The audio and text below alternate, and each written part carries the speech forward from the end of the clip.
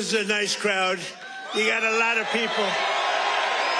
You've got a lot of people standing outside tonight. It's freezing. They got here yesterday like at 2 o'clock in the morning or something.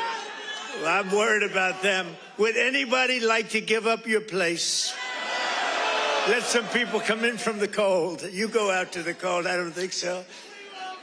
I just want to say hello, Pennsylvania, and I'm thrilled to be back in this incredible Commonwealth with so many proud, hardworking American patriots. That's what you are. So am I. I'm a proud hard worker.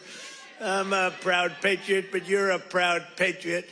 Thank you very much, everybody. It's a great reception. You know, we're on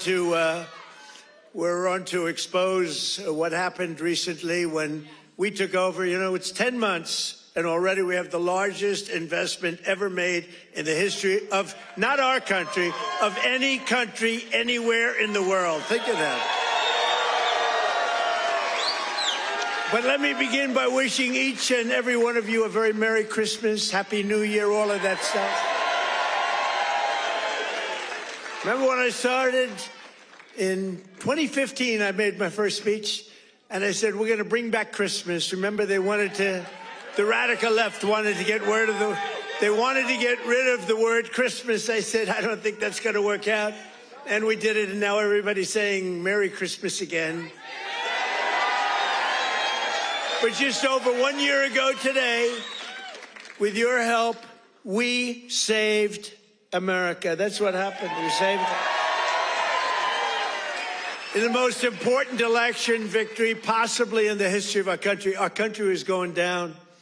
We were a country that was being scoffed at, laughed at all over the world. We won all 7. Thank you, Charlie.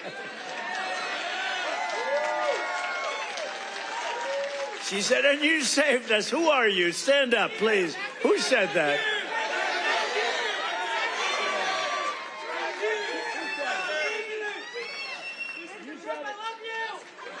I love her.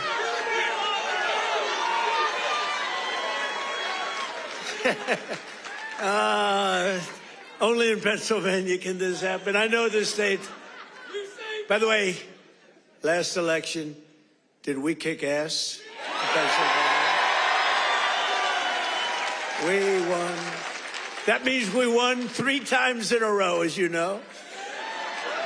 But we won all 7 swing states. We won the Electoral College, 312 to 226. We won, and by the way, the real vote was much more than this, but we wanted to make it too big to rig.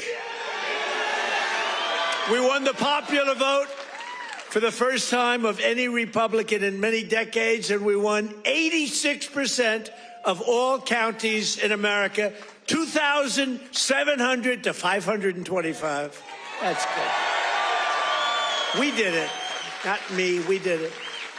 And now, after just 10 months in office, I'm pleased to report that America is winning again, Pennsylvania is prospering again, and I will not rest until this Commonwealth is wealthier and stronger than ever before.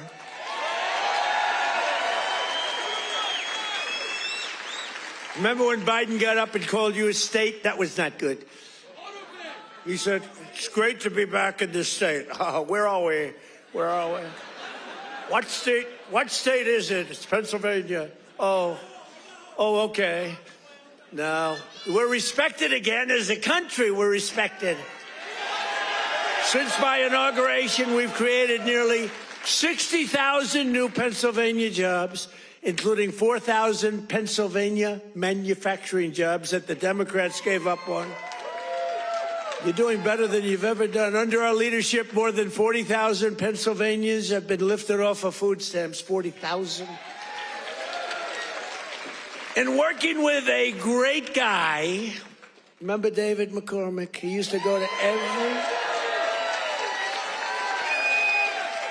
every rally I had. He knew what was happening. And he's here again, as usual. I can't get rid of this guy. Where is he?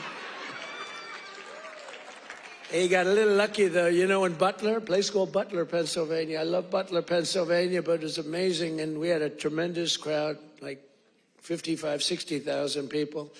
Then I called David. I said, David, come on up. He was working like hell to get elected. It was a tough race. And very few people could have done what he did. But I said, right at the beginning of the speech, I said, David, come on up. Come on up. I want to, this was before the thing happened. And then I looked up and I said, you know what, David, just stay there. I'll get you later. You're so lucky, David. You're so lucky, you don't know. I could have had a little differently shaped ear if it weren't for you. You know, you got very lucky that day. People don't talk about that, but I remember I called him up and I said, just stay there. Because he was walking a little bit slowly. I didn't want to take the time. Oh, boy, that was a good day for you. What a job he did. He's really a great guy, and his wife, Dina, is fantastic. Thank you. Stand up, David. He's a lucky man. Working with Senator David McCormick, we've secured commitments for nearly $100 billion of investments in Pennsylvania. We were up here a few months ago. Some of the greatest energy companies in the world made that. We were doing it on a beautiful day, a little warmer than it is outside today, David. But over $100 billion, and we've saved a great American company. You know, we saved, this little group of people and me, saved a little company called U.S. Steel, and it's hot as a pistol now. And we have the keys to the company. It's always going to be here. It's never moving. They said, what happens if it moves to Japan? I said, you can't move a steel mill to Japan. You can move a headquarters, but the steel mill stays here. That's all that matters. And I will tell you, the company is spending billions and billions of dollars, and there was no second by comparison. Other companies were interested, and they really are. They call me all the time, tell me they're really excited about it. And, you know, they're building a lot of additional plants. It's turning out to be beyond what anyone thought possible, but we had to save U.S. Steel. U.S. Steel was one of the greatest companies, which really, for a long period of time, years ago, the greatest company anywhere in the world. U.S. Steel was, you see it with the big factories that were, I mean, 2 years ago. Now it's starting to fill up. The tariffs have filled it up because people are coming here. Other steel companies are coming to Pennsylvania now because of they don't want to spend 100%, 50%, 25% on tariffs. They're all coming in. It's amazing. You know, the word, remember when I said tariff? My favorite word is tariff. True. But then I got a lot of heat from the fake news. Look at all of them back there. I took a lot of heat.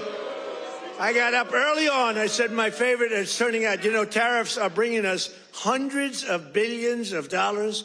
I just helped our farmers out because they're starting to do really well. But in order to try and negotiate, some countries played a little cute, and we just gave them, right out of a tariff money, cost us nothing, right out of the hundreds of billions that we've taken in, we gave the farmers a little help, $12 billion, and they are so happy.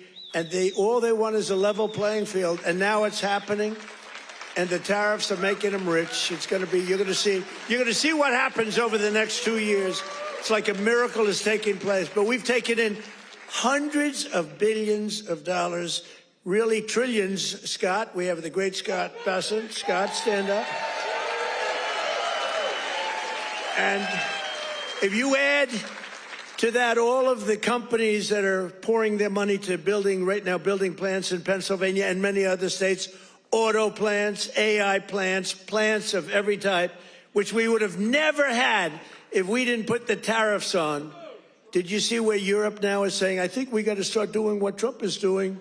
We've got to start putting on tariffs because we're getting our asses kicked, and it's true. But, Scott, if you really think about it, it's trillions of dollars, not billions of dollars, right? So it's amazing. It's the smart people understand it. Other people are starting to learn. But the smart people really understand it. 1 year ago, under Sleepy Joe Biden, have you heard of him?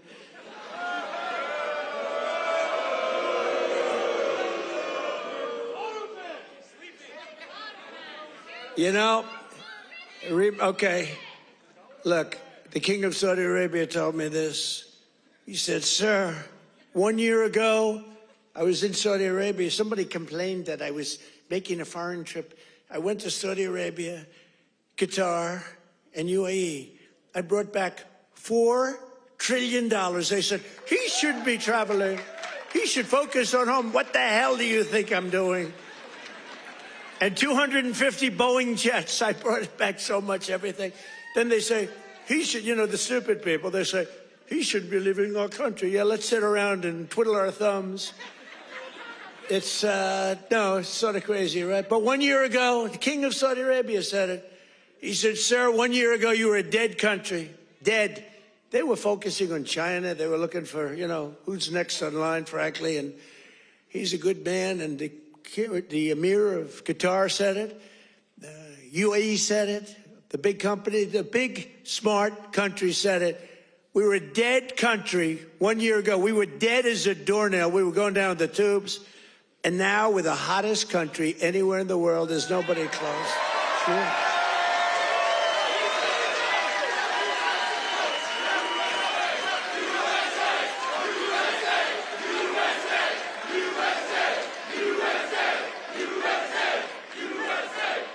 And it's because of the election on November 5th, because that's when it started. You see what's happening with recruitment in the military. The enrollment is the highest we've ever had.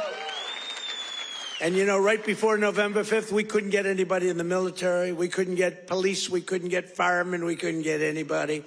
And after November 5th, that's when it started. Right now, we have the highest enrollment we've ever had, the greatest recruitment days we've ever had in the military. It's amazing. So it's November 5th, and it's also, again, it's a thing called tariffs. And I told you, I was about to say that, you know, because I love the weave, the weave. You know what the weave is? You go here, bing, bing, bing, bing. You always have to get back to the right location. But otherwise, they'll criticize you for straying from the speech. By the way, if I read what's on the teleprompter, you'd all be falling asleep right now.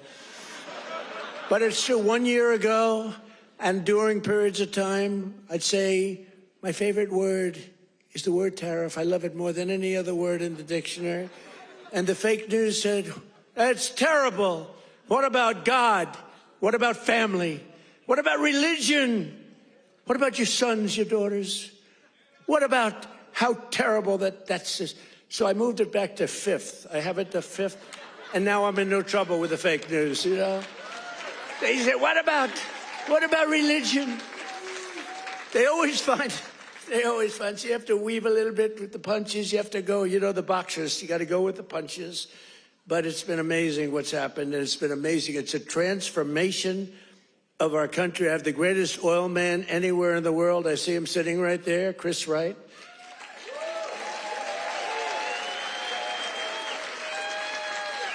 I was going to put a man, Doug Burgum, he's great. He's interior. And I said, Doug, I want you to go to energy. You're really fantastic at energy. Came from North Dakota. Big fracking place. They've done really a great job. He was a great governor, I would say, right? Really great. And a great person. He's doing a fantastic job. I said, I want you to head up energy, sir. I'd be good, but I'll tell you, there's one man out there. In the whole world, there's one man out there who would be better than me. Who is it? A man named Chris Wright. Who the hell is Chris Wright? Give me a break. I never heard of the guy. Well, you never heard. He's the biggest there is. He's the smartest there is. The greatest oil man in the world. Chris Wright. I said, I got to see this guy. And after about 2 minutes, I understood exactly what Doug was saying. So I said, okay, Doug, you'll go to Interior. You work with, because interestingly, Interior owns all the land that has the oil. And he has all the expertise that drills the oil. And I said, you know, we'll do a friendly merger here. This is pretty good. And that's what we did. And we're right now drilling more oil than we've ever done ever before. Prices are way down. We just had 4 states. It was just reported that 4 states had $1.99 a gallon. Right? We're so moving. So I want to introduce Chris Wright. Stand up, Chris.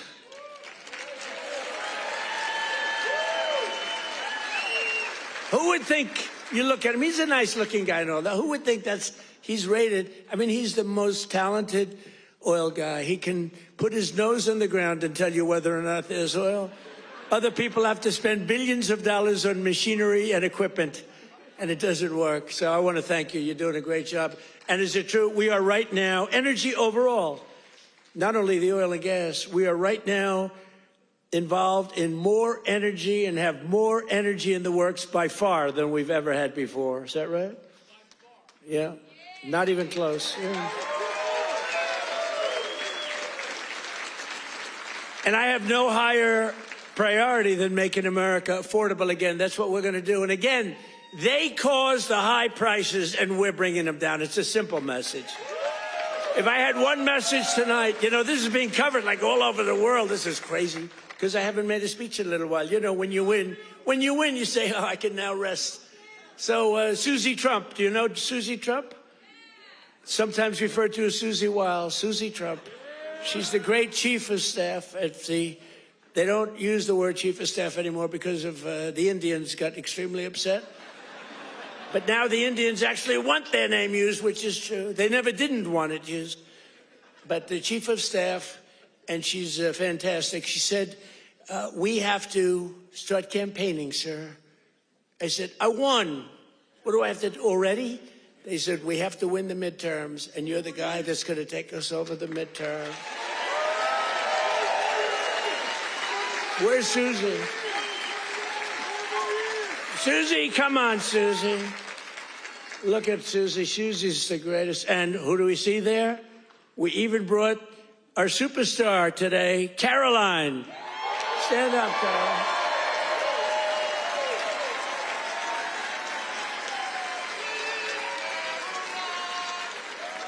Isn't she great? Is Caroline great?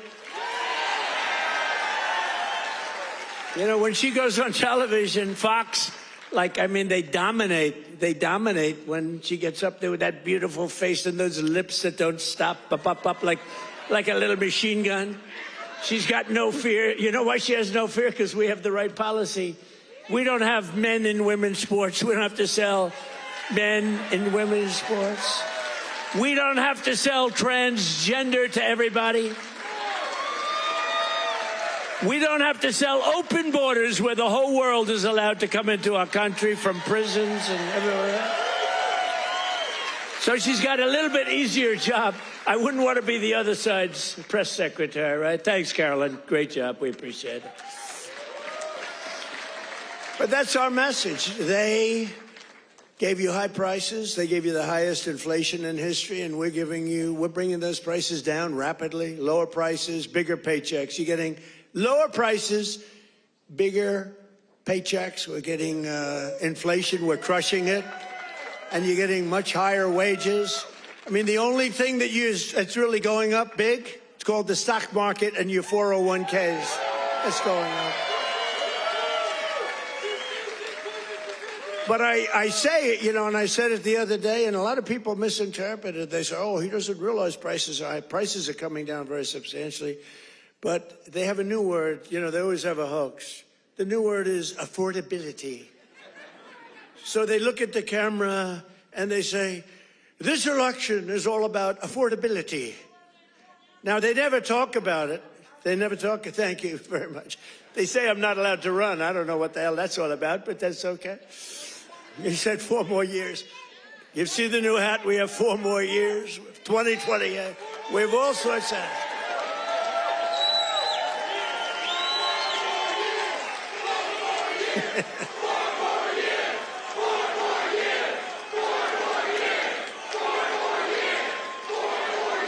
Well, you know what? We have 3 years and 2 months to go. And you know what that is in Trump time? 3 years and 2 months is called eternity. We have a long time. We have a long time.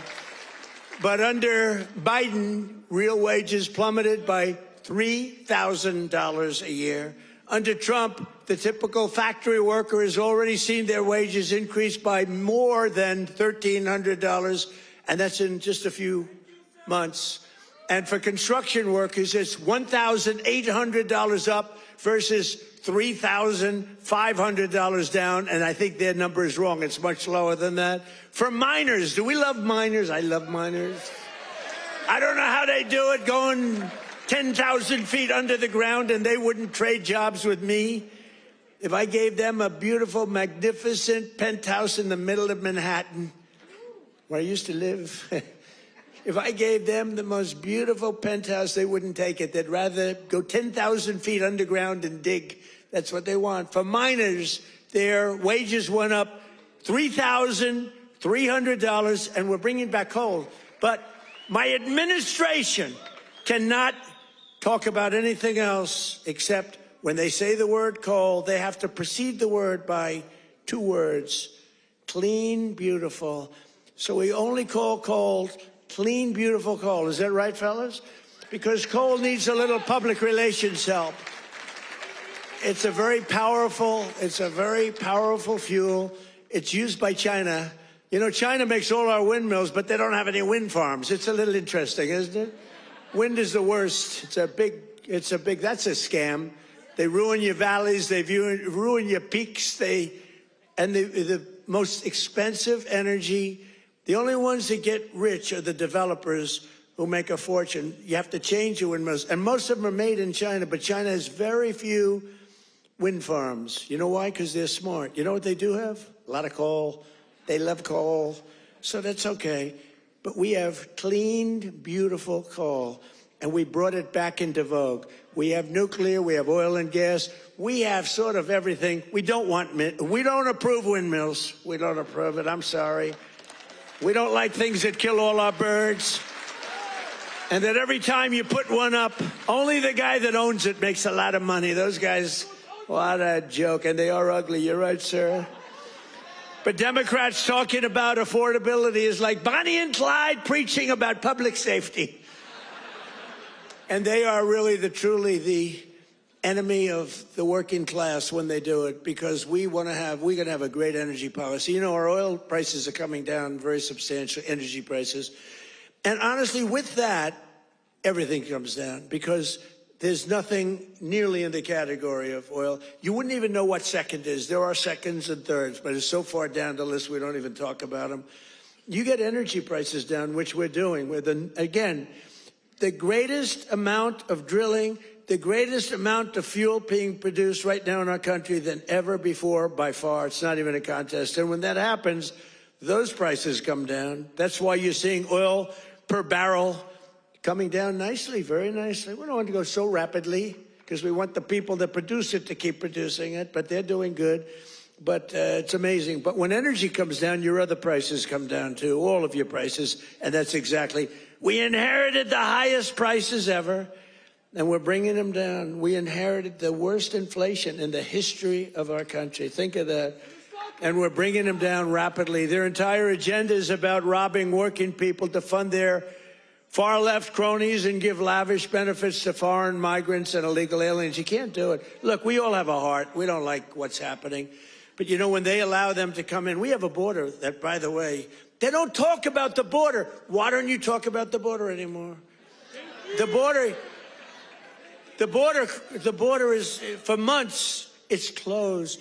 Actually, their people, because they're radical left, their people, radical left, they rate the border and everything. You know how many people came into the border over the last 7 months? You know what it is? Zero. Zero.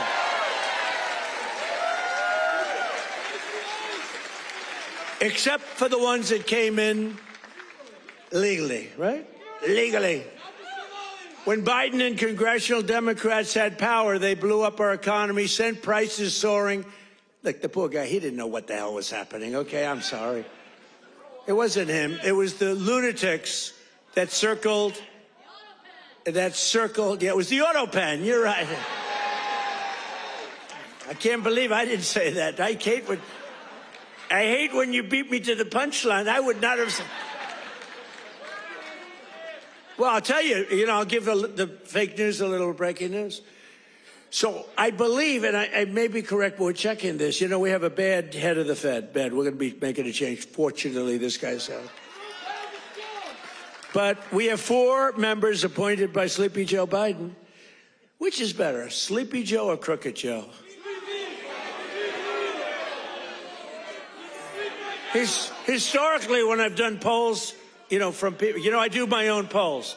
I go to a big arena. We have 20,000 people. I say, which you like, Sleepy Joe or Crooked Joe? And I learned, I save millions of dollars. I don't have to do any polling, okay? Typically, Crooked Joe wins. I'm surprised. Because to me, he's a sleepy son of a bitch, who destroyed our country. If we didn't come along, and it's not me, it's all of us. If we didn't come along, this country was destroyed, I'll tell you. It would have been destroyed. But now Democrats in Congress want to take us straight back to the Bidenomics. They don't change. And I don't really talk about it because, for instance, I watched a congressman the other day on a television show. They were interviewing a Democrat. He was fighting like hell for men to play in women's sports, okay? And I was going to put something out. I was going to he's a well-known congressman. And I said, let's save it about 2 weeks before the election. Right, David? We don't want to do it now. What the hell good does it do now? Let's save it for about 2 weeks because we don't want them to change. Just let them keep going. I think transgender for all is a great, great thing for the Democrats to be talking about. Transgender for every member in your family. If they're not feeling well that night, let's just change their sex.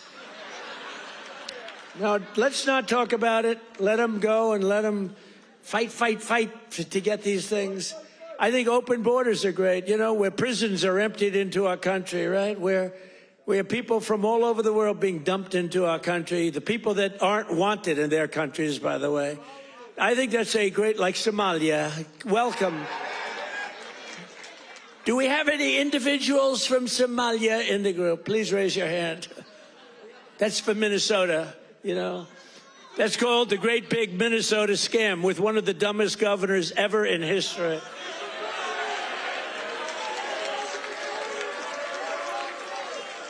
I love this Ilan Omar, whatever the hell her name is, with the little turban.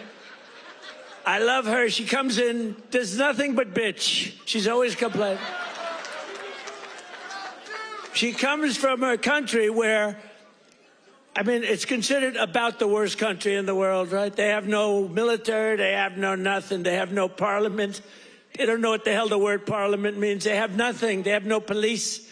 They police themselves. They kill each other all the time. I love it. She comes to our country, and she's always complaining about, the Constitution allows me to do this. We ought to get her the hell out. She married her brother in order to get in, right? She married her brother. Can you imagine if Donald Trump married his sister? Beautiful. She's a beautiful person.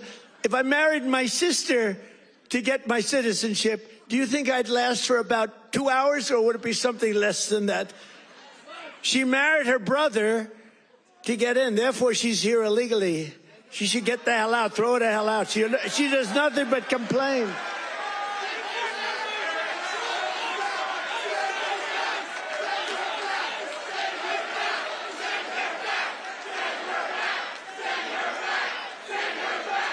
So now, and we have our Savior in this room. His name is Secretary of the Treasury, Scott Bessent. He's right there. Because that very handsome man, by the way, if you're picking the Secretary of the Treasury, is he like the perfect guy for a movie? He's made for the movie. Stand up, Scott. Look at him. No, he's central casting. He's central casting. But you don't, under that beautiful exterior is a killer. And here's what happened. He is in charge of the investigation of Somalia and the billions of dollars they have robbed from Minnesota, right? I hope you do your job. I hope you're not one of these Republicans where something comes up and they don't do what they should do because they're nicer people. They're much nicer people than the Democrats, but Scott's actually not a nice person at all. So, Scott, you're in charge of that investigation? Okay, I'm not interfering at all. I'm just saying, please do a good job, honest and fair, right? Honest and fair.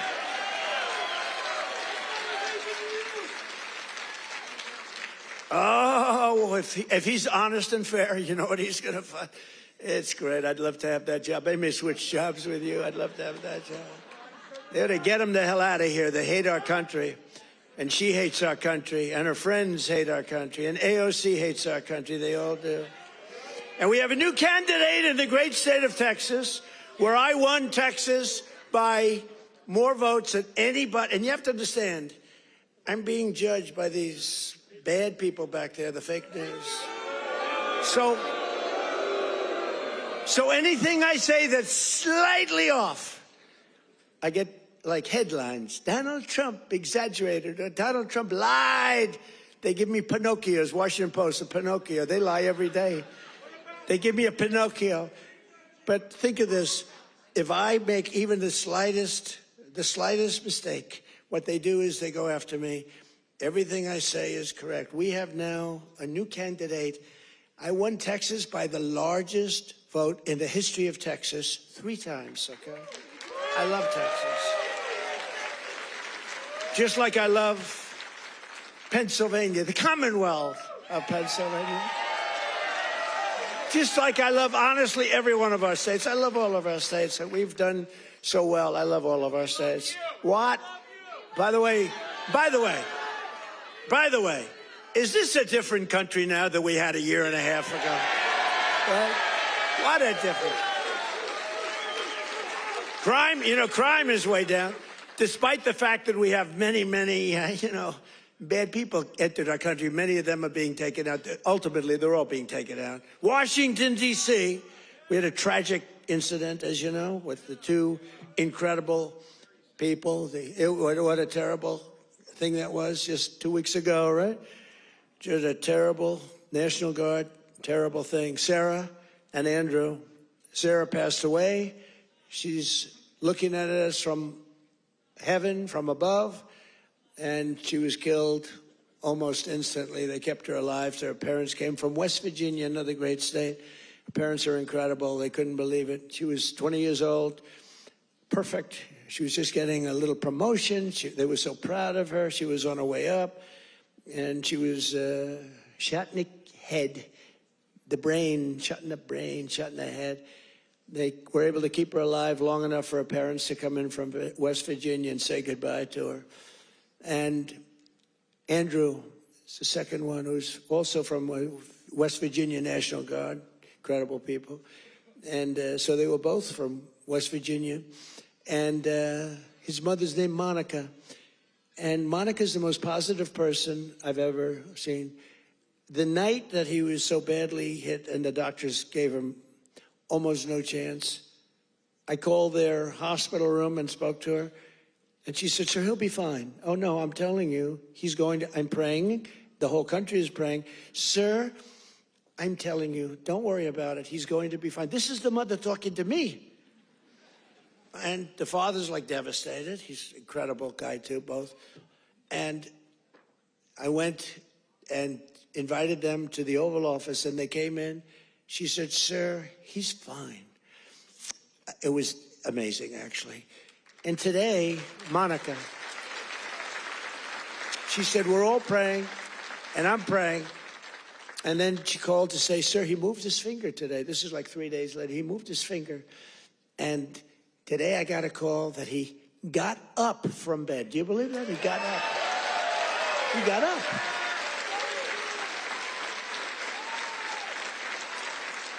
Now, he didn't speak. He's not ready for that yet. He got hit in the head.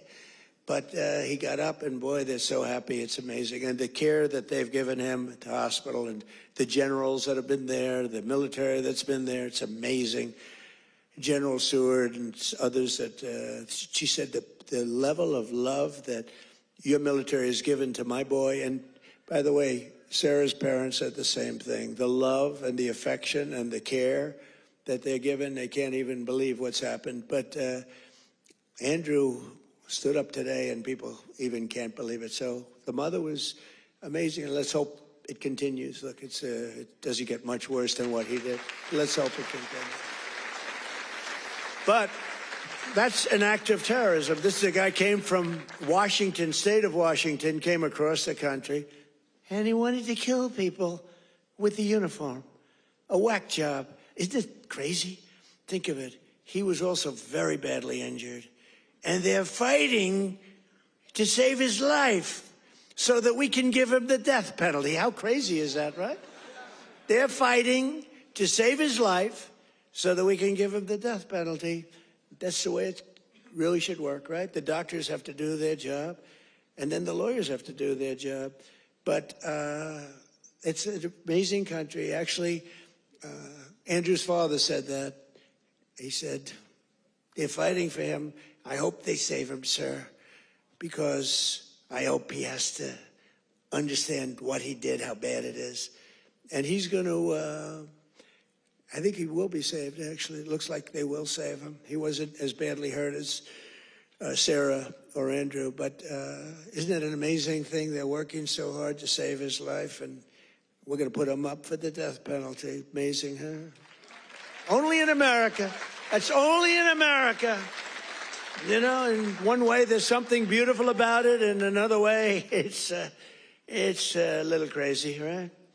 In my first term, we built the greatest economy in the history of the world. You know that. We had the greatest economy in history, even with the COVID came, and it really hurt the world. It was a gift from China, but China got hurt very badly, too. We're getting along with China. They're buying a lot of our soybeans. Keep buying those soybeans there. You know, you heard all about magnets and rare earth. They were great. I met with President Xi.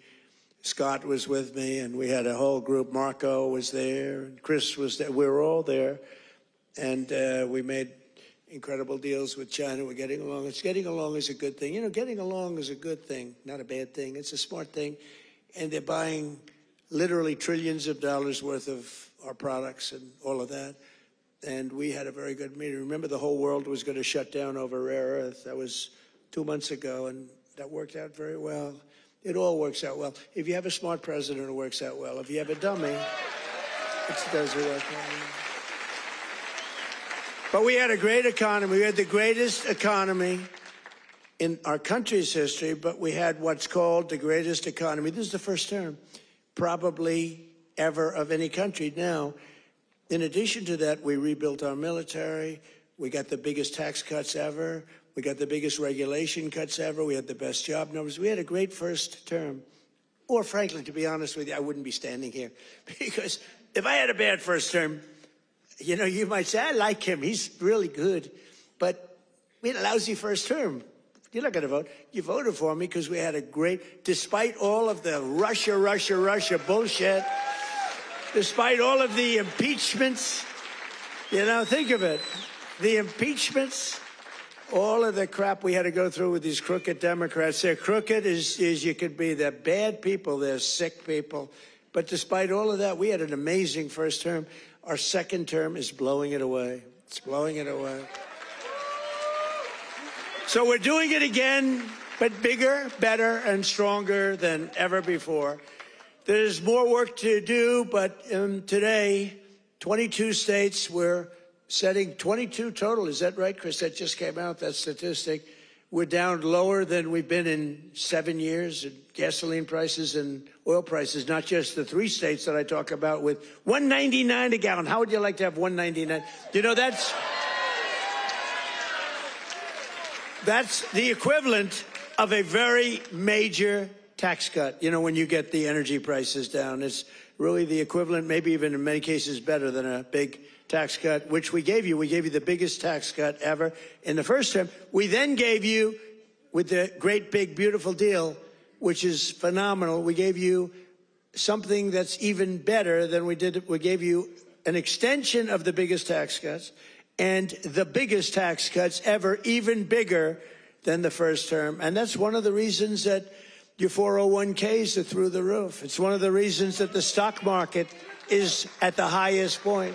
So rent prices are down, dairy prices are coming down very strongly. The cost of Thanksgiving turkeys was down by 33% compared to the Biden era.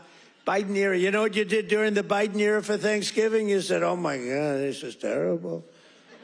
It was a rotten Thanksgiving. And Walmart, I thank them. You know, they came out with a big, like sort of a numbers thing, a chart.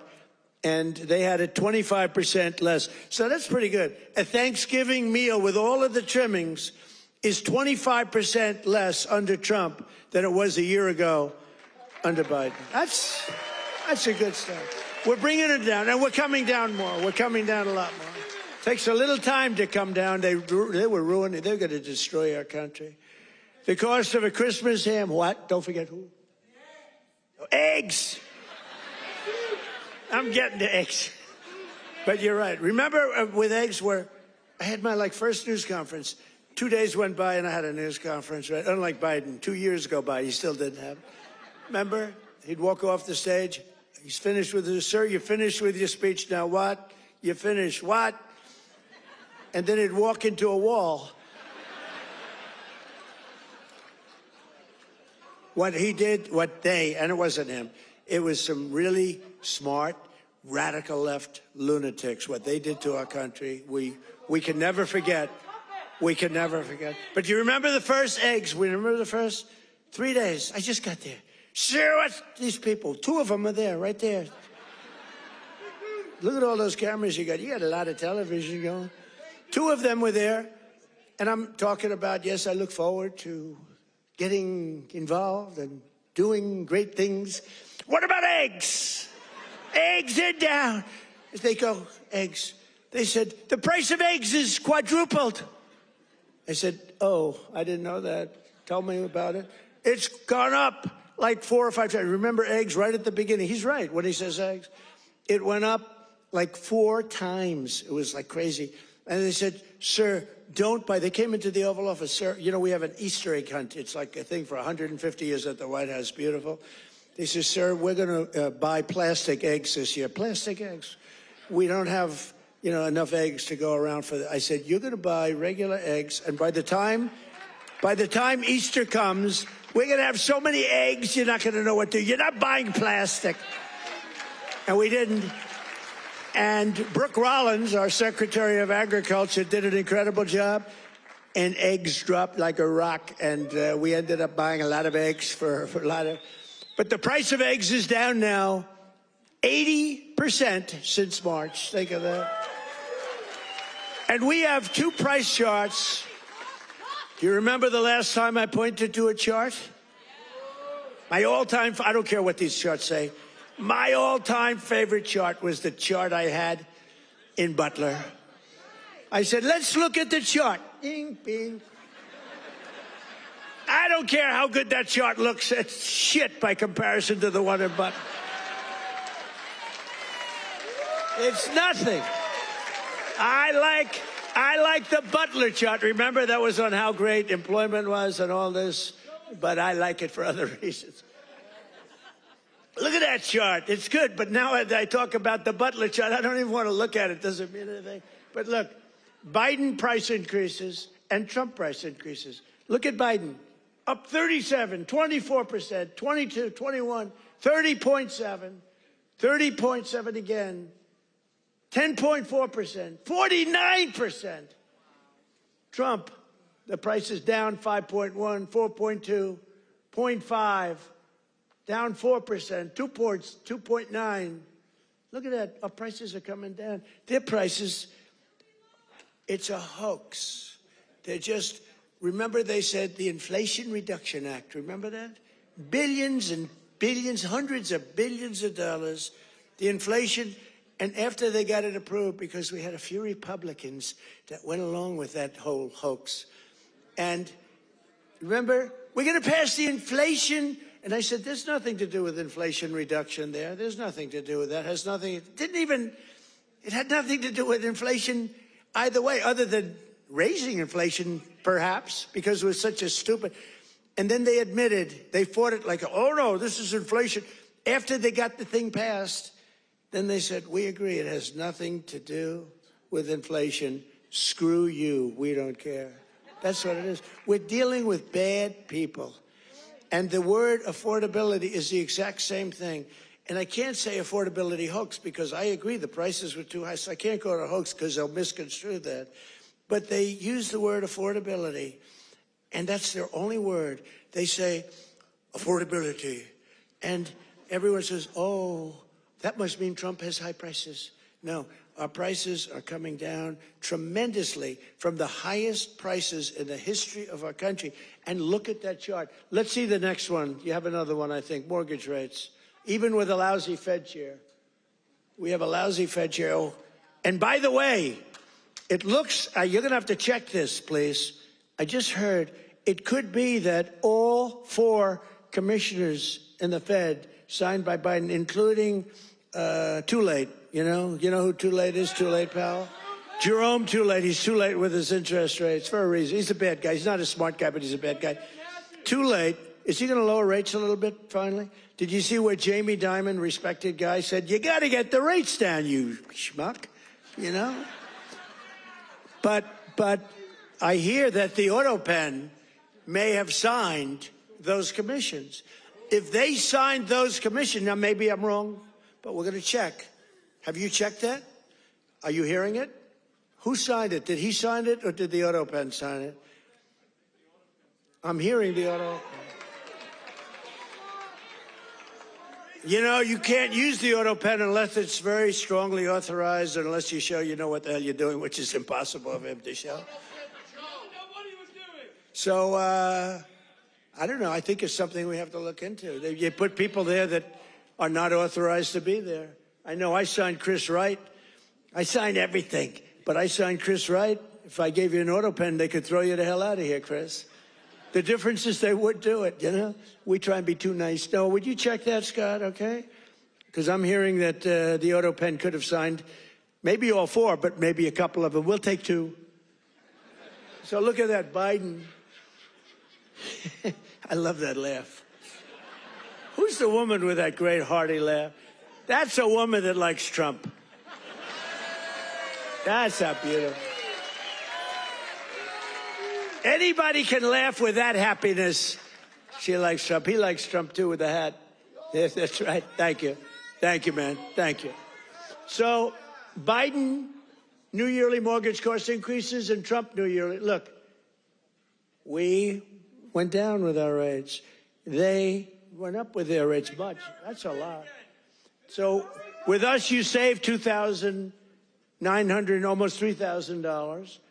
And with them, you go up, it costs you $15,000. You don't hear that because the fake news doesn't tell you that. And these are charts, these are government charts. These are not made up by Donald J. Trump. These are government charts. Do you have a third chart? Because I like these charts very much. Not as much as Butler, but I like them. You have any other charts? Because so far they're playing quite well. Oh, look at that. Real wages. Look at that. Losses and Trump real wages gains for the typical worker. Wow. I mean, that's incredible, right? So look at the amount of loss, 18.5, 106. What the hell is that all about? Is that even possible?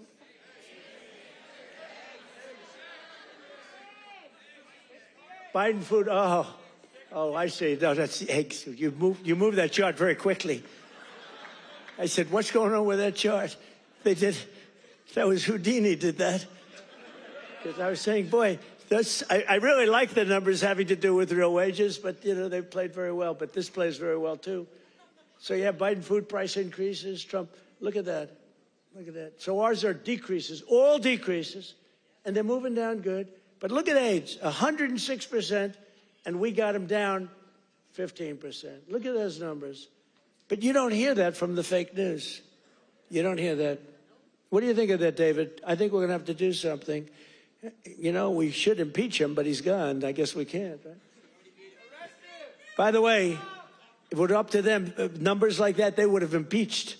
Those numbers are terrible, and those are government numbers. So thank you very much, everybody. It's good. We have a couple of other charts we're going to show you, too, that are just terrible. We're also working to bring down the cost of health care. Obamacare is a scam. Under Obamacare, trillions of dollars were given directly to health insurance companies. Their stocks are up 1,700% in a very short period of time. Would you say that's good? Obamacare's primary purpose was to pay off insurance companies. You know, the insurance companies back the Democrats very heavily. I want to give billions of dollars directly to the people. I want to take all of the billions and billions and actually trillions, but over a period of time. And I want to give all of that money we give to the big, fat, rich insurance companies. I don't want to give them nothing. I want to give nothing to the insurance companies. I don't want to give all, because they're sucking our country dry with this scam by the Democrats. That was Obama, and I've always said it, Obamacare, but now you see the numbers because your premiums are going up on Obamacare and everything. It's forcing everything up. But we want the money go directly to the people. We want you to go out and buy your own health insurance, and you'll get much better health insurance at a much lower cost. Everybody knows this is the best way to go, but the Democrats, they're bought and owned by the insurance companies. So let's see how many of them have the guts to vote for this. You know, we're putting in bills where all of that money, hundreds of billions of dollars, goes to the people to go out and buy your own health care. And everybody's different. Some are young people, some are older people. It's a much different, really, set of criteria. In 4 years under Biden, Democrats secured less than $1 trillion in new investments in our country. Think of that, though. And we've done in 10 months, we've set the all-time country record by many times. I'm going to get the exact numbers many times. 18, what are we over 18, right around 18 trillion? We could hit $20 trillion in the first year with 10 months, 18 trillion versus less than 1 trillion. And I'll tell you what, it was going to go down if it wasn't going to be like even anything. It would have been negative because companies were pouring out of our country. The stock market has set 51, this is in less than 10 months, the stock market has set 51 all-time record highs. There's never been anything like that. Bum, bum, bum, bum, bum, bum. It's set, think of that, it's set 51 all-time record highs in less than 10 months. That was as of about 3 weeks ago. Before I entered office, 100% of all new net jobs were going to migrant workers. Think of that. 100% of new jobs were going to migrant. These are government numbers, by the way. These are not Trump numbers. These are government numbers. Because they say, well, did Trump come up with these numbers? No, I didn't come up. I'm just... Migrant workers and illegal aliens got 100%. But since I took office, 100% of all net job creation has gone to American citizens. How about that? Now, how about that? Even I will give myself a hand. Now, think of it. 100% went to American citizens before 100% went to people that came into the country illegally. Again, many of them from prisons, many of them gang members, drug members, Tren de Aragua. More Americans are working today than at any time in the history of our country. That's why when they ask about the economy, you know, you have fake polls. How's Trump doing? You hear these numbers. How's Trump doing on the economy? I was interviewed by a very hostile group today. I said, why am I doing these people? They're hostile. But they were relatively fair because they can't beat you. I don't mind. I can be interviewed by anybody. Were you concerned if you're doing badly, you don't want to be interviewed by bad people. But they can't do anything to you because the numbers speak. It was Politico. I did an interview today. It was a good interview because they have no ammunition. The one person said to me, it's unbelievable. Our economy is unbelievable. There's never been anything. But the Democrats go out, prices are too high. Yeah, they're too high because they caused them to be too high. But now they're coming down. One of the most important ways we're defeating inflation is by unleashing American energy, including oil, gas, and clean, beautiful coal right here in the Commonwealth of Pennsylvania. Did you know I went to school in the Commonwealth of Pennsylvania, right? The great Wharton School of Finance. I love the Wharton School. Became a little liberal, but these are minor details. But the Wharton School, one of the greatest schools in the world. I went here and I loved it. I loved the school, and I love Philadelphia. Philadelphia's gotten a little rougher. But we're going to take it. And you have a great football coach, and you have a great running back, Saquon.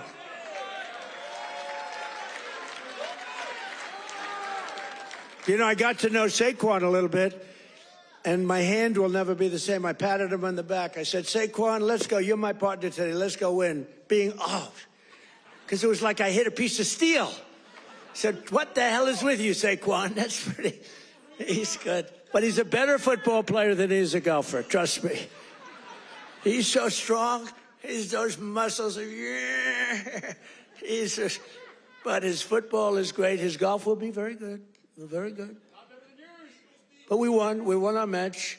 And you do have a great coach. I was with you, Coach. I got a little streak going here.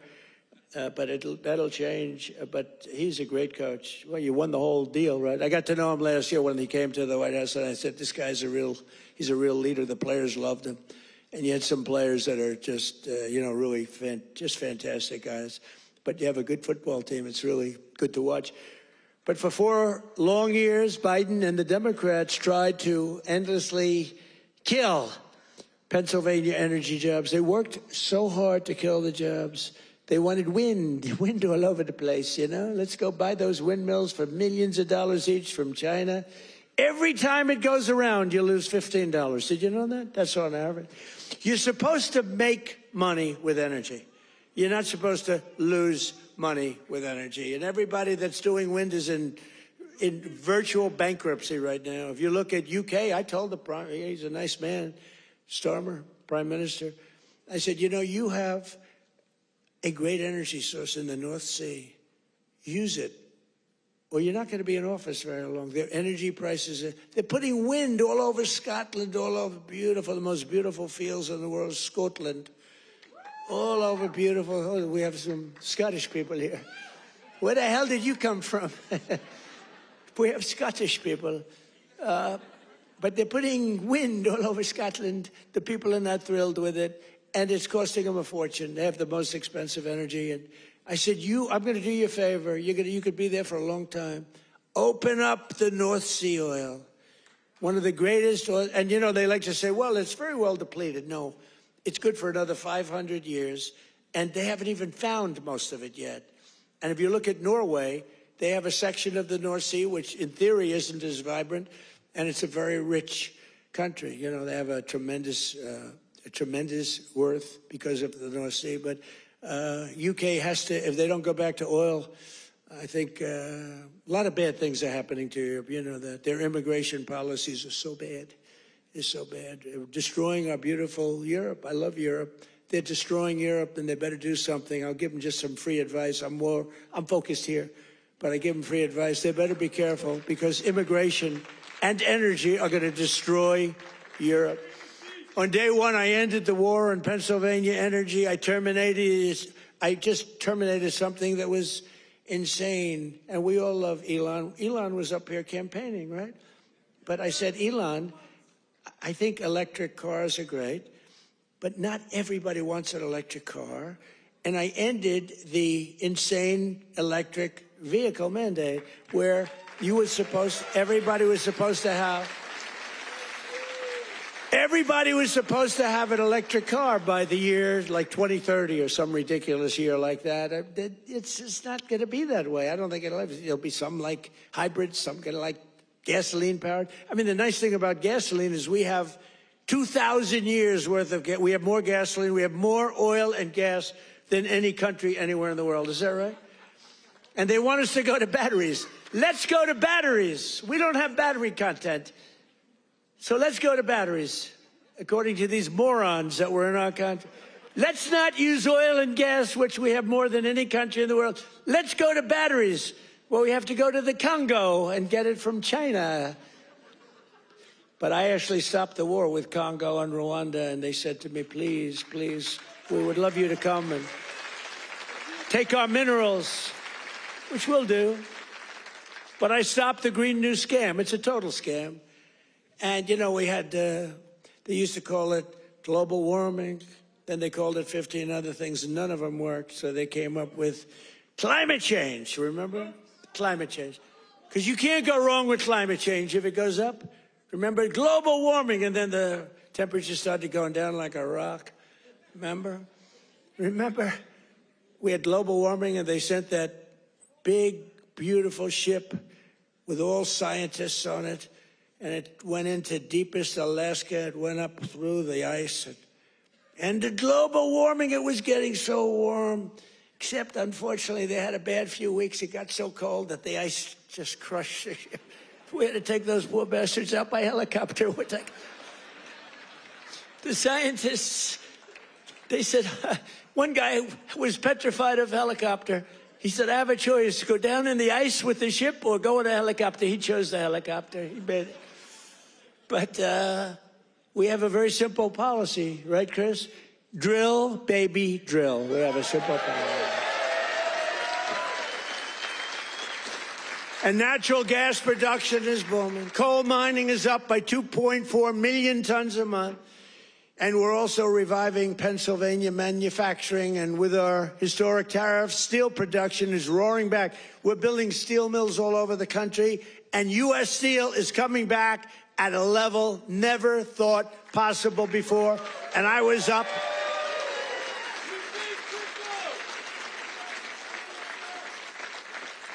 And I was up here and with the workers and with Selena. Do you know Selena? Does everybody know? And with some other people. We were up with some great people, and we spent the whole day, and they were determining whether or not they want to make which one of the deals. I went to the workers. I said, which one do you like? We picked the right one. As I said before, billions of dollars they're spending, and the steel workers are doing phenomenally better. I think you're going to do better than you've ever done before. You were losing all of your steel. If we didn't have tariffs, you would have no steel. We wouldn't have one steel mill anywhere in the United States. And that would be really bad for, Scott, national security. We need, the one thing you need steel. You know, you can give up certain products. You can give up pencils.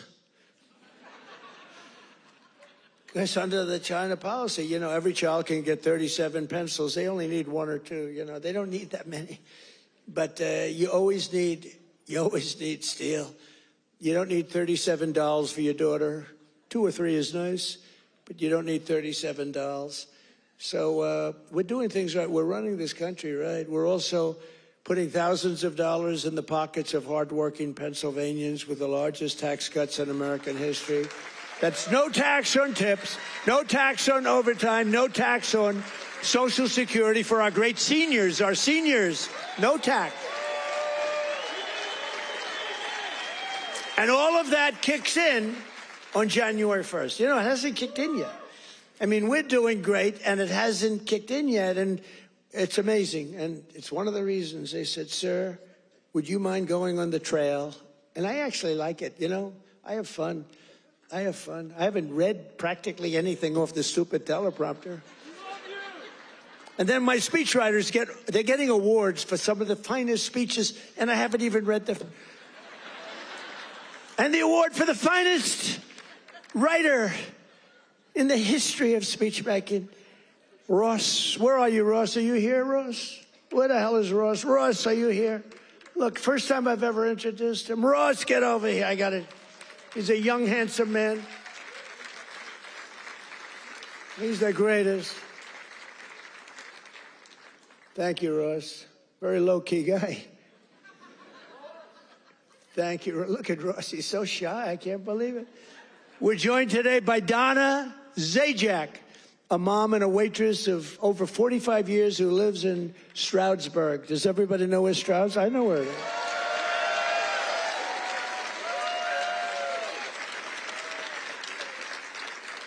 Because of no tax on tips, Donna estimates she will keep hundreds of additional dollars every single month, and she'll put all of that money toward her daughter's dream of becoming a veterinarian. That's a good, right? A good thing.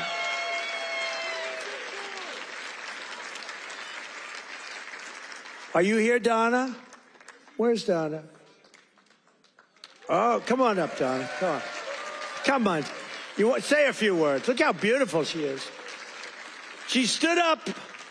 She wasn't supposed to come up, but when I looked at her, I said, come on up, Donna. Look how beautiful she is. You're not allowed to say that anymore. You know, in politics, if you say somebody's beautiful, that's the end of your political career. I say, I don't care. I don't care. Come on up, Donna.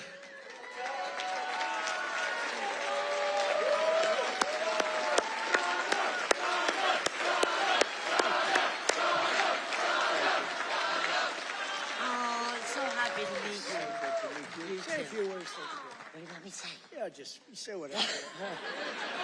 This is always dangerous. Thank you, Trump. Thank you to President Trump for having me. This is like my sister dream, but I love you too. My sister Ann loved you too. But yes, with that money, that would help me with my daughter's tuition. Yes, make it a lot easier. Big difference. For sure. Yeah, we love it. Thank you. Thank you.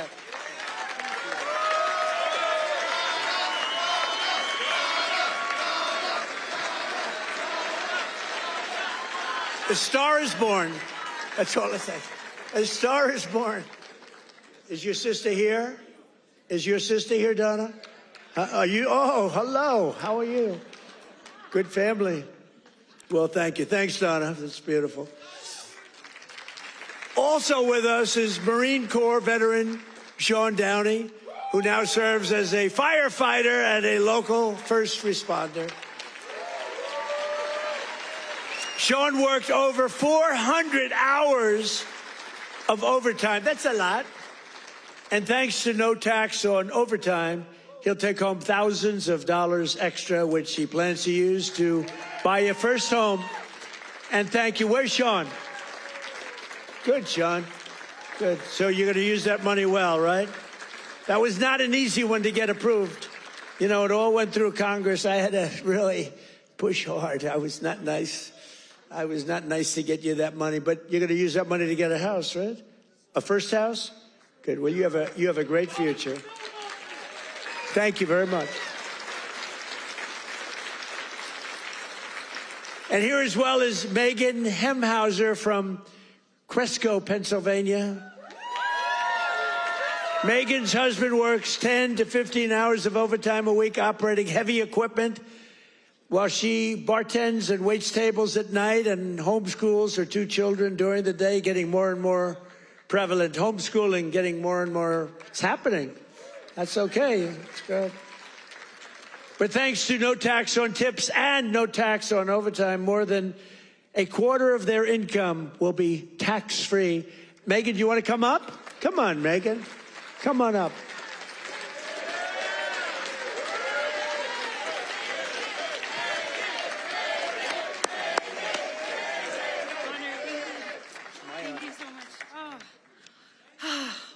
Goodness. Thank you. Thank you so much. As President Trump said, I'm a mom, a wife. I homeschool my two brilliant children. And the no tax on tips is incredible. No tax on overtime is incredible for my husband. And it all comes back to our family. It saves us, and it's for the future of our children. And it's been such a blessing to be home with them and to have them here with me tonight. And thank you for everything, President. Thank you. Thank you. Good to see that. I want to show this. You know what's great? So she had these notes, right? Not notes, it's a speech. She never even looked at it. She was great. It's much better when you don't have to read it. Ladies and gentlemen, thank you.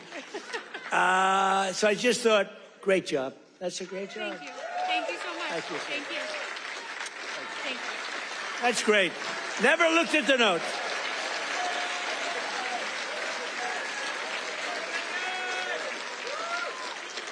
She never looked at those notes. That's pretty cool. I have a lot of professionals sitting right here. They'll get up and read a speech. But Megan didn't have to do that. Another key part of our tax cuts is known as Trump accounts.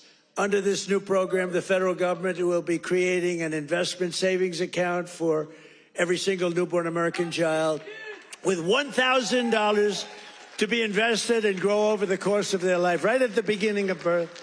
Friends, family, employers, and loved ones will be able to add thousands of dollars a year, and it's like a trust fund for every American child. It's going to be something, and it's really exciting. And I want to thank Michael Dell and his beautiful Dell computer. Go out and buy a Dell computer. He got it started. He put up $6.25 billion. And he started with nothing. Think of that. And he just put that up, $6.25 billion. Michael Dell, thank you wherever you may be. Michael is probably in Texas watching us. right now. And his beautiful wife. They're a great couple. His wife is incredible. Every single Democrat in Congress voted against these unbelievable benefits for American families. Why would you vote against? Money is being put up. Big money is being put up. And you know, these kids, when they get to be 18, 20, 21, 30, 35 years old, they could have $100,000, $200,000. And they're going to be rich. I mean, they're going to feel rich. And they're going to be watching it grow. And they may be helping it grow. Who knows? You never know.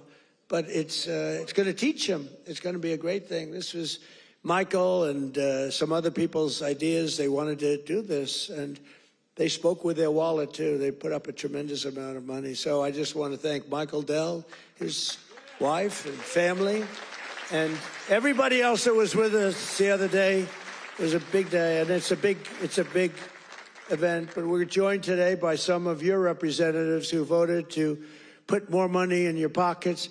And these are great people. And I introduced David. I'm going to ask him to stand up again, because David McCormick is a really great man in the truest sense. He won a race. You know, he really did well the first time, too, but some bad things happened, right? And very few people are willing to do that again. And to be honest, if he would have lost, I know his wife. She's a beautiful woman, extremely into the social scene, but respected by everybody. She would have left him if he lost. And I told him that. Dina would have left him. She's that way. Hey, we can't help it. That's the way she is. So I said, David, you're taking a big risk if you run again, because if you lose twice, your wife is leaving you. And he wasn't worried. Stand up. David McCormick. Yeah. He was so great. He followed me every single time I spoke. He was there, and he got up and he'd speak. And I'll tell you, we had big crowds, David, and the audience listened to you. In fact, they liked him more than they liked me in some cases. I was thinking about, let's keep him off the stage. But they really loved you. And you've been a great senator. And you have a great wife. Thank you very much. Thank you. And a congressman who's been a warrior, and a couple of guys that have just been unbelievable. But Rob Bresnahan, would you stand up, Rob? What a job you're doing, huh? Young, handsome, central casting. Great job. Thank you very much, Rob. Great job. And another one. These are warriors, these two guys.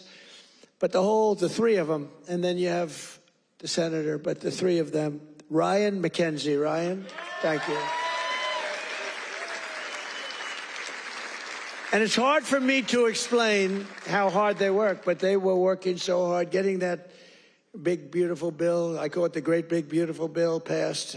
You know, that was supposed to be in 17 bills. And I actually said it because I'm not that experienced. I haven't been doing it that long, believe it or not. I haven't been doing this. I had one man, he was a congressman, and we had a big meeting, and he was telling us all how to do something. And I said, I disagree with that. He said, sir, I've had 22 races, and I've won 20 of them. I know what I'm doing. And I said, sir, I've had 3 races, and I've won all 3 of them. And mine was for president. And he said, all right, you got me on that. He's actually a good man. He got a little carried away one day. But that's because these guys wanted to do it my way, too. So we had 17 bills prepared. Dan Muser, right? Stand up, Dan. What a great guy. Stand up, Mrs. Muser. Dan is he's a very powerful congressman, but he's a great person, great man. All 3 of these guys, they're warriors, and your senators, very few people that I've ever met that would take that risk. It was a risk. You know, it takes guts to run for public office, right? It takes guts. A lot of guys talk, including me. I talked about this for a long time before I did it. It takes courage to run for any public office because, you know, you can be very embarrassed. You can ruin your life. Look at me. I got impeached. I got indicted. I was never going to be impeached, indicted. I get indicted like 87 times with these stupid... See, they should have indicted me once. They would have had a better chance. With all of the I used to get up. It was very important. I'd get up and say, here we go again. Ladies and gentlemen, I got indicted again. And nobody believed the whole thing. And then I'd explain it, and it turned out to be a hoax. I mean, just it was a total hoax. They're very, very bad, very, very bad people. But Dan Muser has been a great congressman. He was thinking about running for governor. I think you would have won if you ran. But, you know, in a selfish way, I like you in Washington even better. So I want to thank you very much. Great. Great job. Thank you. That's even more important. Thank you. Thank you very much. And thanks as well to Secretary of the Treasury, Scott Bessent, and Secretary of Energy, Chris Wright. You guys have been great. Thank you. I introduced them, but I want to introduce because they have been so good. A major factor that fueled inflation under Biden was the invasion of 25 million people. Think of this, 25 million people came into our country totally unchecked and unvetted, mostly across our southern border. 10 months ago, we inherited the worst border in the history of the world, and now we have the strongest border in the history of our country. We've never had a border that strong. And people don't talk about it. You notice they don't talk about it. When I was running, it was the biggest thing. And before I was running, that's all they talked about, the border, the border, the border. And now I fixed it. Nobody wants to talk about it. Even my people. They say, sir, don't put it in your speech. Why? Because nobody cares about the border. You fixed it. No, but you know how bad that is? Because they forget what you did. We had a border that was so bad. Everybody, criminals, everybody pouring into our country. Anybody. You know, the Congo, I just settled that war. The Congo, their entire prison population was set into our country. Venezuela, their entire prison population was dumped into our country. And now we have the tightest border we've ever had. We have one of the strongest borders anywhere in the world. I would say there's one country that has probably a stronger border. You know what that is? You know what that is? North Korea. North Korea, I think, has a stronger border. But other than North Korea has 7 walls of wire, and each of them has 1 million volts of electricity going through it. So if you get over one, you're dead for the next one. If you get over one, you're in very bad shape. If you get over 2, you've set a record. So I don't know, Scott, I think we give North Korea the safest border. Don't you agree? You know, but ours is pretty safe. And I want to thank Pete Hegseth and the military for helping us.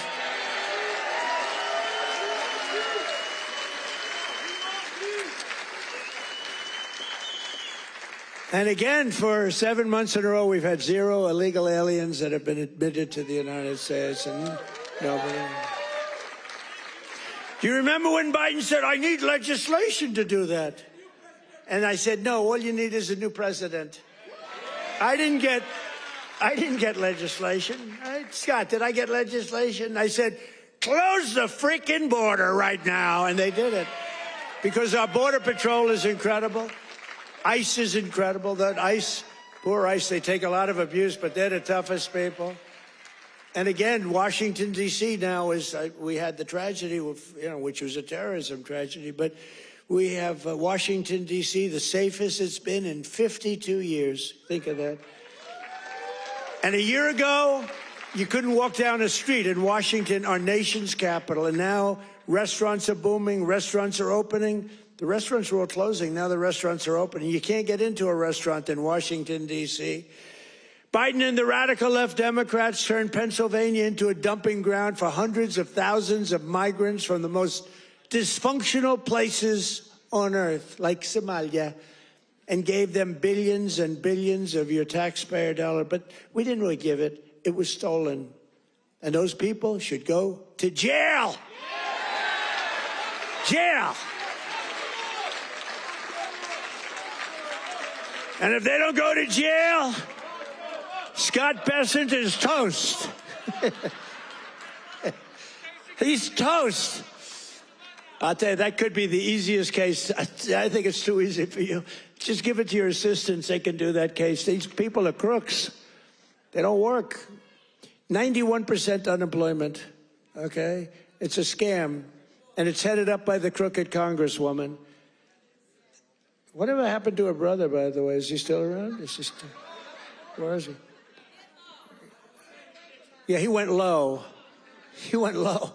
He's not happy. Would you look into him too, Scott? Would you find out the brother, please? She said, how dare you say that about me? It's discrimination. Let me tell you, black people love Trump. I got the biggest vote. I got the biggest vote with black people. They know a scam better than anybody. They know what it is to be scammed. Thank you, man. Thank you. I appreciate it. We did great. Thank you. I like this guy. Thank you. We got a tremendous black vote. We got a tremendous Hispanic vote. We got a tremendous, because we speak the truth. They get it. Everybody gets it. Everybody, pretty much everybody gets it. And they know we're the real deal. Our country's become so strong in such a 10 months. Think of it. It's not even a year. It's like, if we keep going like this, I don't know if we can do that.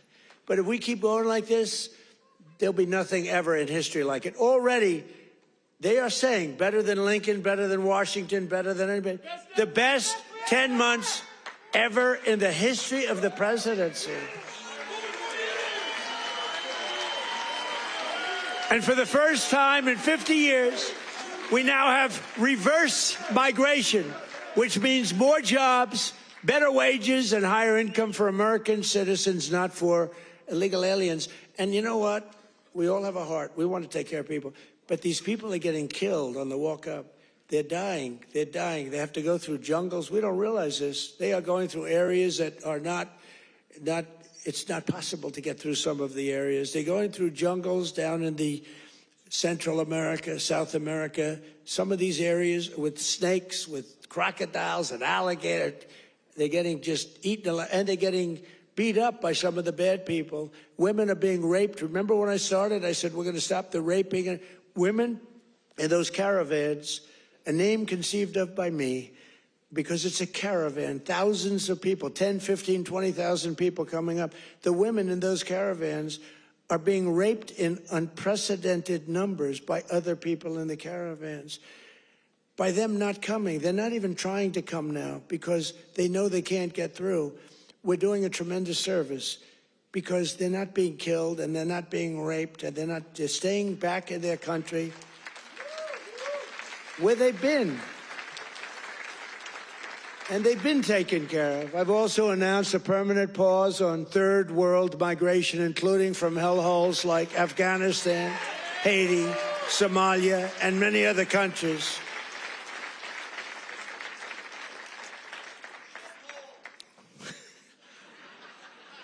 I didn't say shithole, you did.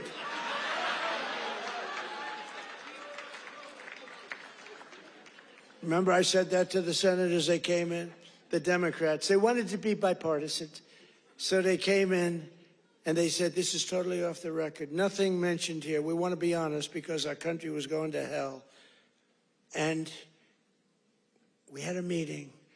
And I say, why is it we only take people from shithole countries, right? Why can't we have some people from Norway, Sweden, just a few? Let us have a few. From Denmark. Do you mind sending us a few people? Send us some nice people. Do you mind? But we always take people from Somalia, places that are a disaster, right? Filthy, dirty, disgusting, ridden with crime. The only thing they're good at is going after ships. But they don't go after our ships. You know why? Because that same missile that knocks the crap out of them, that with the drug dealers from Venezuela and others.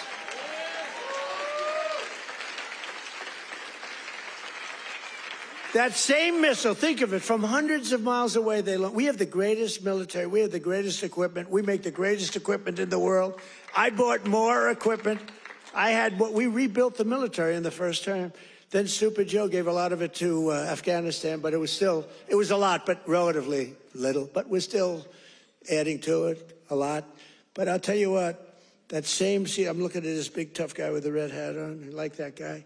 But stand up, let me just see what you look like. Nobody's going to mess with him.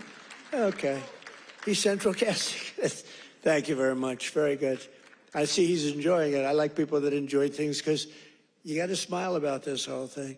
But that same missile system that hits the center of everyone. Remember, every boat that gets hit, we don't want to do that, but every boat that gets hit, we save 25,000 American lives, every boat.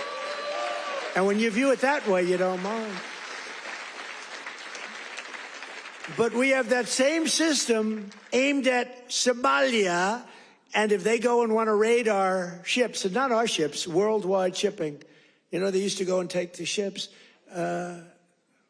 When one or two of them get hit, they say, we'll pass. So we've cut down drugs, 94% coming in from sea.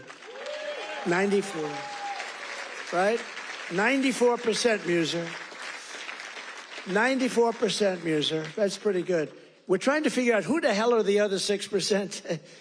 They're finding it very hard to get people to navigate those waters. The problem is nobody wants to go fishing anymore either. They don't want to get in boats. They don't want anything to do with boats. I think we've destroyed the boat market. Other than that, it's been very effective. We've cut it down 96%. Think of that. And now we're going to do land, because the land is much easier and it's even more prevalent. If you don't share our values, contribute to our economy, and assimilate into our society, then we don't want you in our country. We don't want you.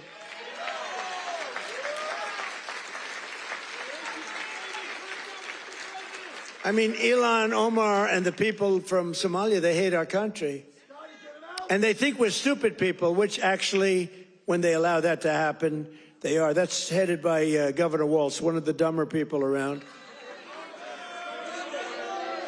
No, but think of it. He's given not like peanuts, billions. These are people that don't work in their own country. Their own country's a failure. They have no money there. And yet they come into our country and steal tens of billions of dollars.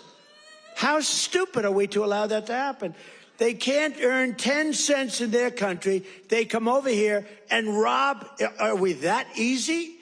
Are we that easy to allow a thing like that to happen? That's up to you. And look at what's going on in North Carolina. We have a big Senate race. We have a fantastic man, Michael Whatley, running as a Republican, head of the Republican Party. Won elections, won the presidential election for us. He's running against a governor who's a radical left lunatic. And Michael should win. I don't know. It's hard. You beat a two-term governor, but the governor didn't do a good job. But what's happening in North Carolina? Two of the most vicious murders that anyone's ever seen in Charlotte. And it's all run by the Democrats. What's going on there? The young lady from Ukraine, you saw that one where a guy from behind just cut her throat on tape. Can't even watch it. What's going on in North Carolina? You need a Republican running that, and you've got to have a Republican senator elected. If you don't, and Michael Whatley's running, he's going to be great. So we have people from North Carolina here. Otherwise, I wouldn't be wasting so many words, you know. It's a Senate race, but you agree with me, I think, Mr. Senator, right? Together, we've achieved more in less than 1 year than most other administrations have achieved in 8 years. And we're restoring law and order to our cities, backing the men and women of law enforcement. I love law enforcement. And standing with the heroes of ICE and Border Patrol. We've ended political correctness in our military. We've renamed the Department of Defense into the Department of War. I said to Pete, you know, Pete's a tough cookie, and I said to Pete, I used to do interviews with him, and all he wanted to talk about was the military. I said, this guy's great, smart guy, great education, great everything. The press gave him a hard time, real hard time, but he's really proven to be very, very good, very, very strong. Young, strong, smart. We have Raisin Cain, the great general who knocked out ISIS for us in 4 weeks. Raisin Cain, they said it was going to take, right? They said it was going to take 5 years, sir, or sir, it'll take 5 years. He said, sir, I can do it in 4 weeks. Did it in 3 weeks, knocked out ISIS. He did a hell of a job in knocking out the Iran nuclear capability. We knocked out the Iran nuclear capability. Now compare that to Jimmy Carter, the Democrats. Well, he was a nice man, but he was. But we don't really want a nice man. You want to have somebody that's capable. You know, they were talking about Greg Gutfeld. He's a very good guy. Greg Gutfeld. Very good. But Greg Gutfeld he didn't like me very early in his, he didn't like me. I don't know, he just didn't like me. And it was all right, but, you know, it's okay, I'll live with it. Then all of a sudden he started saying, you know, I don't like this guy, but everything he says, he gets it done. And, you know, then he went on a couple of months later and he started going like, I'm starting to like that guy better. Every damn thing he says, he gets it done. And it's all really good, common sense, tough stuff. I've never seen anything like it. Everything he says, he gets done. And then he started to really like me. And then we did an interview. It was supposed to be a 10-minute interview. It lasted for 2 hours. There was a good chemistry. And he did 5 shows, all 5 shows that week. And he got the highest ratings that anyone's ever gotten in that time slot. And he became legendary. I'm happy for him. But there was something.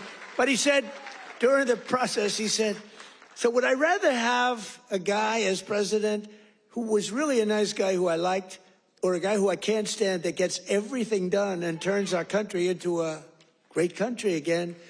And he was smart. It was a very interesting process, but he's a great guy. He's doing really well. Totally dominates the late night. Totally dominates. So I guess those morons that they have at the other. Kimmel. What bad people?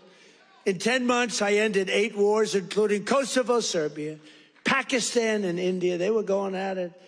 Israel and Iran, Egypt and Ethiopia. You didn't know about that. Armenia and Azerbaijan.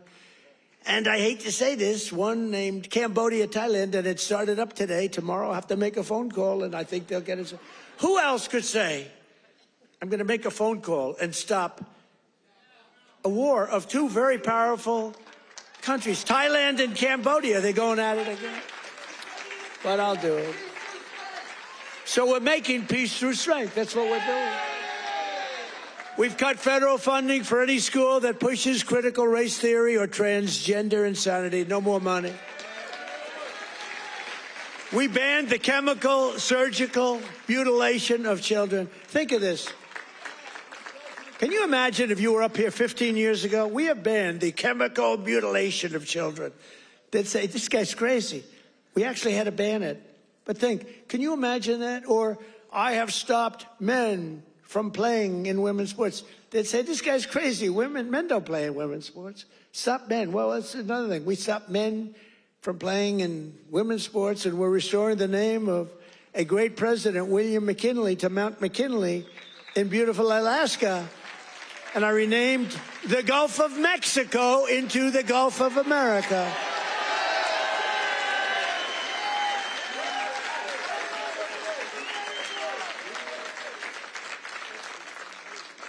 So in conclusion, from the shipyards of Philadelphia to the steel mills of Pittsburgh, these are great places. Maybe some of you don't even realize it, you know. You get used to it a little bit too much sometimes, but these are great places. From the union halls of Scranton to the kitchen tables of millions of Pennsylvania families, we're bringing prosperity and pride surging back to this magnificent Commonwealth. We're bringing it surging back. You're hot. Our country's hot, and you're hot. Together, we're repairing 4 years of disaster by the radical left Democrats in Congress and by the worst president in the history of our country. He is. I mean, it's not a question about that. He's just the worst president in the history of our country. The damage thank you very much. The damage he's done to our country is something we can never forget. After just 10 months, our border is secure, our spirit is restored, inflation is stopped, wages are up, prices are down, our nation is strong, America is respected again, and the United States is back.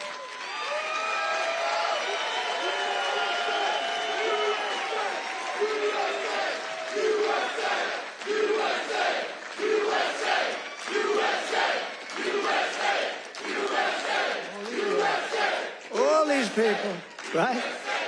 All these all of my friends right up here. Every single, thank you very much. Thank you. Thank you. Appreciate it. He looks like The Rock. You look like The Rock. Stand up. Let me see what you look like. Yeah, look at that. The Rock would be very happy with that look. Every single day of this administration, we will keep on working for the hard-working American citizens, people that love our country. We will fight, fight, fight, and we will win, win, win. And with your help, we will make America powerful again. We will make America wealthy again. We will make America healthy again. We will make America strong again. We will make America proud again. We will make America safe again. And we will make America great again. Thank you, Pennsylvania. Thank you. We love you, Pennsylvania. Merry Christmas.